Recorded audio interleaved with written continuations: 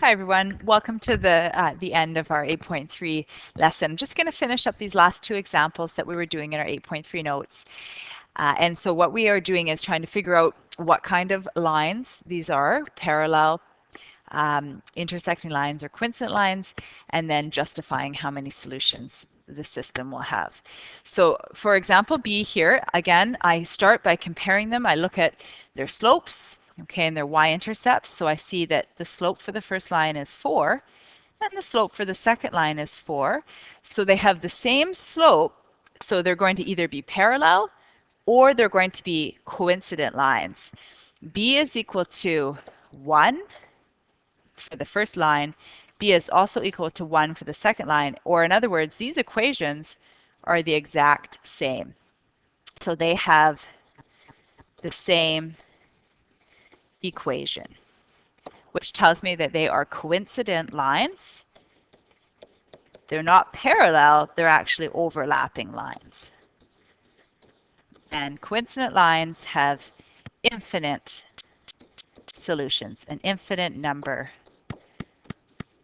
of solutions. In other words, an infinite number of points that are overlapping. Let's go ahead and do the last example. This is a pretty realistic example because you have two equations, but it's just from looking at them, it's not obvious. You have to first rearrange these and make sure that both equations are in slope-intercept form. So we should always do that if they're not in slope-intercept form already. Okay, we're going to rearrange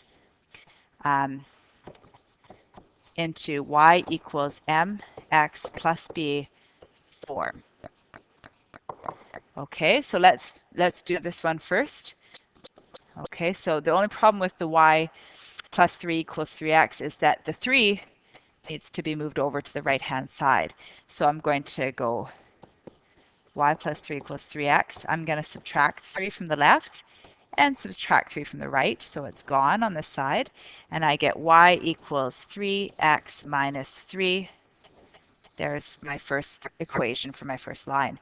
Equation 2, the second one, okay, we've got 4y equals 12x minus 12. It's in the correct order. Y is on the left, mx plus b is on the right, but we have this 4y and we need it to be y equals. So we need to divide by 4 and I need to divide through by 4. If I divide y by 4, I have to divide everybody by 4. So 4 and 4 cancel. I get y is equal to 12 can be divided by 4. 12 divided by 4 is 3. So that simplifies to 3x. And finally, I have subtract 12 divided by 4 again, which is 3. So there I go. Okay, and I can now compare those two lines. And what I see is that they have the same slope. M equals 3 for both of them. And they also have the same y-intercept, b equals negative 3. So these are the same equation. They're coincident lines.